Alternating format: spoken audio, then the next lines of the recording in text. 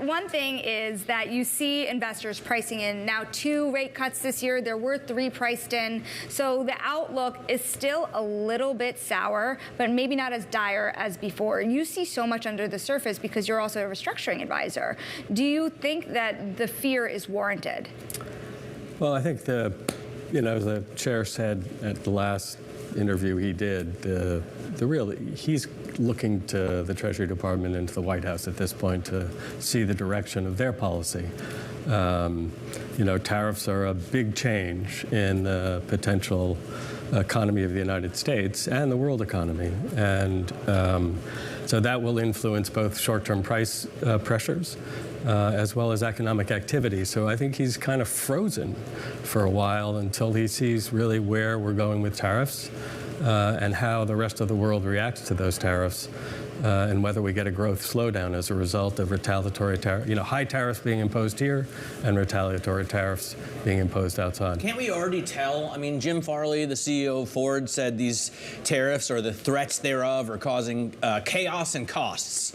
And it seems to me that in the next round of CPI, PPI, and PCE, we're going to start seeing that shine through. Yeah, I think just anecdotally, I think some of us are already seeing prices go up on the things we buy as a result of suppliers and sellers getting ahead of it. I think, in the short run, tariffs are an increase in the price level, but thereafter, it may just stay at that level. So the rate of change may not be great in 2026 as it will be in 2025 when the tariffs are imposed. Well, but Jim, all this uncertainty in not only tariff policy, but we don't know what's going to happen with regulation and tax cuts are in question, right? Mass deportations. That seems to be affecting everything from small businesses. When you look at the NFIB, no expansion, to Morgan Stanley and Citi saying like the M&A bankers and the IPO guys that we have not really necessary right now. Yeah, I mean, listen, I think one of the 2 big pieces of legislation that President Trump got through in his first term was his USMCA, the tariff deal, the trade deal between Mexico and Canada. It's the greatest trade deal anyone's ever seen. According to the White House, yes. And as a result, I mean, that's been in place now for 7-8 years. And U.S. manufacturers, which is the sector that the Trump administration now wants to promote, U.S. manufacturers laid out their supply chains in Canada and Mexico based on the rules of the road established by the USMCA. So, that no one should be surprised that they were surprised by the threat of imposing 25% tariffs on Mexico and Canada, our 2 largest trading partners.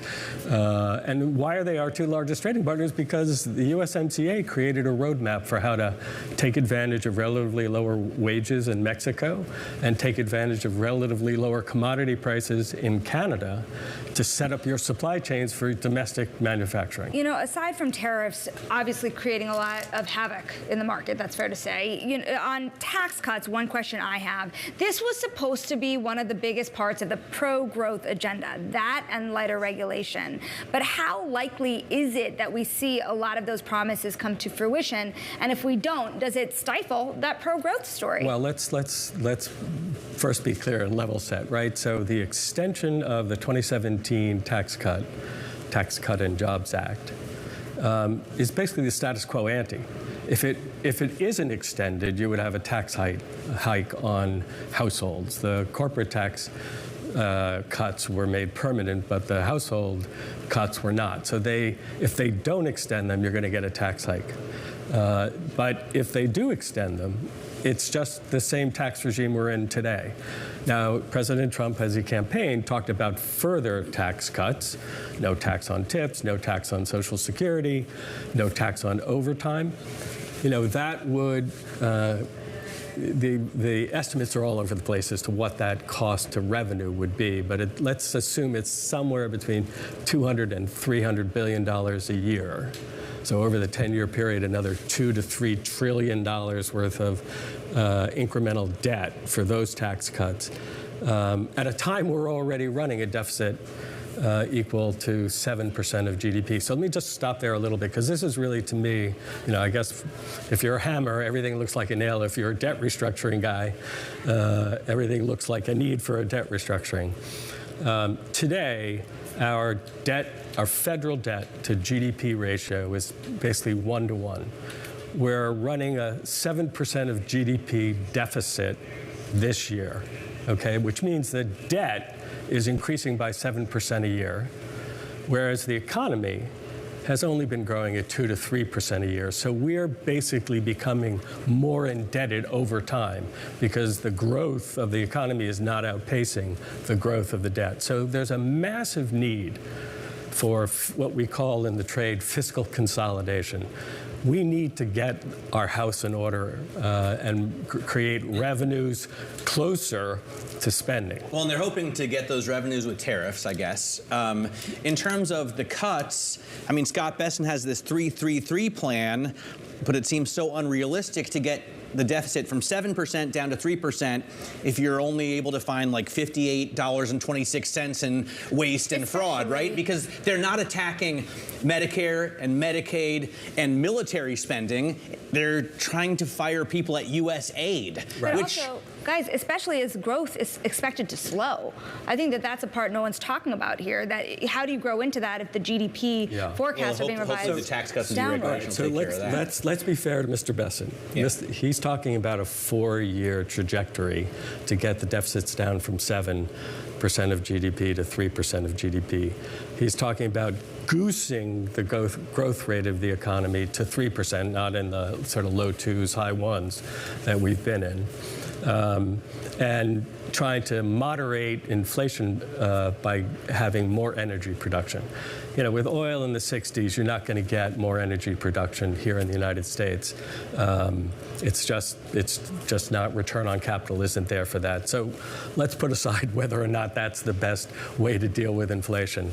How do you goose the growth rate? Well, the theory of the administration is that deregulation is going to free animal spirits in the business community, that the tariff walls are going to create a surge in domestic investment to produce, because behind those tariff walls you can be more competitive against foreign competition. The problem with all of that is it takes a lot of time. Deregulation is going to take a lot of time. The rules that are currently on the books that they want to get rid of, the agencies actually just can't say done by executive order. They have to go through a rulemaking process.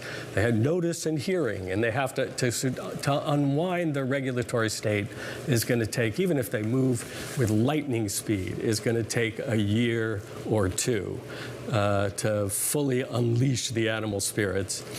And with regard to setting up new production facilities in the United States and reorganizing our supply chains, that's a multi-year effort.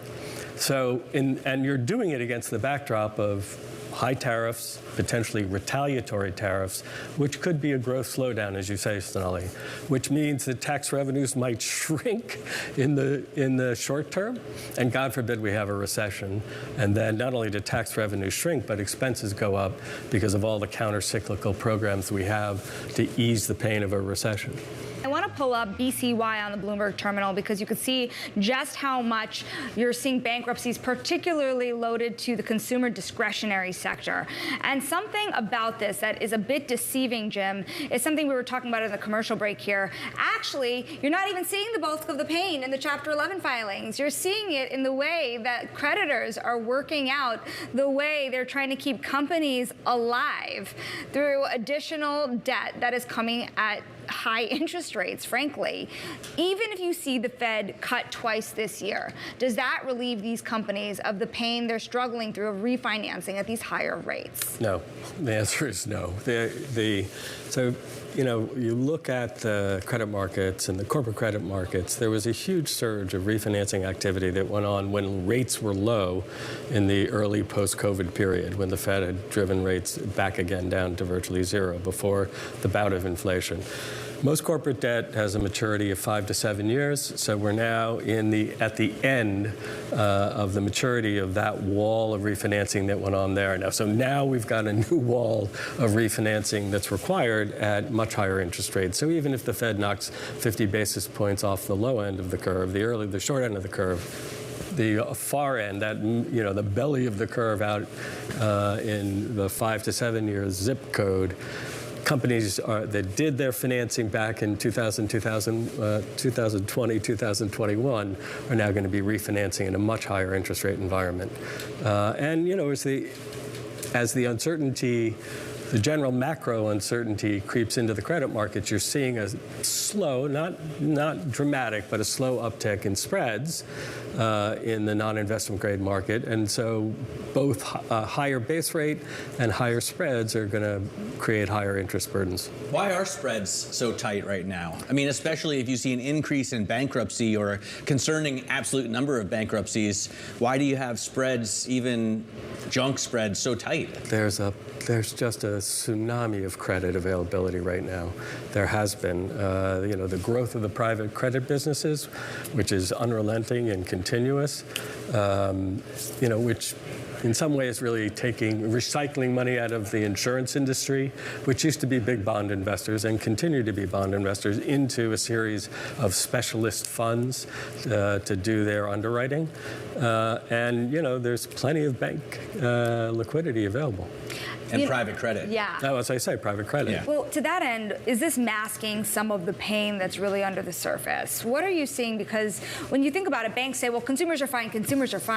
But Bank of America, an average FICO score is well over 750. It's almost 800 for many of its credit lines. And so you're not really seeing the American consumer there. You're not seeing the painful companies that are maybe being turned away from a JP Morgan type firm today. Yeah, so you take the 4 years of pretty high inflation. And while there has been wage growth to compensate, that wage growth is moderating. So you're really seeing the consumer starting to be pinched. And that's why you're seeing the first set of distress show up in consumer-oriented companies.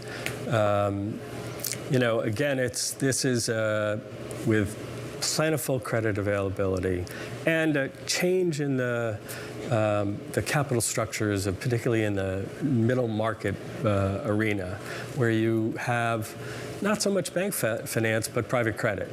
And private credit is usually one or two lenders. So when a company gets into trouble, even a private equity sponsored company, you can have a conversation like this about what are we going to do. And nobody else knows about it. What are we going to do about it? And so there's an awful lot of what we call liability management exercises going on in private conversations between a private credit fund and a private equity fund, or a private credit fund and a family-owned business. So I've been bringing up these stats a lot lately that bank balances have declined over the past 12 months back to pre-pandemic levels, this across all income groups. Wage growth has slowed over the past 12 months across all income groups, and that Americans' inflation-adjusted debt is rising past 2019 levels across all income groups. And yet everyone says never count the American consumer out. And I've been doing this for 25 years. It's a good thing to say, right? Why is the American consumer so resilient, and does that continue? It's about credit availability, and just look at the federal government, right? As long as people are prepared to fund, a $1.7 trillion deficit, we the Congress can continue to spend with abandon. As I said earlier, I think we're coming to the end of that cycle because we're at the point where the debt's growing faster than the economy. But as long as there's the last lender there willing to, lend you that dime to finance your spending, you're going to take it when the alternative is, a restructuring.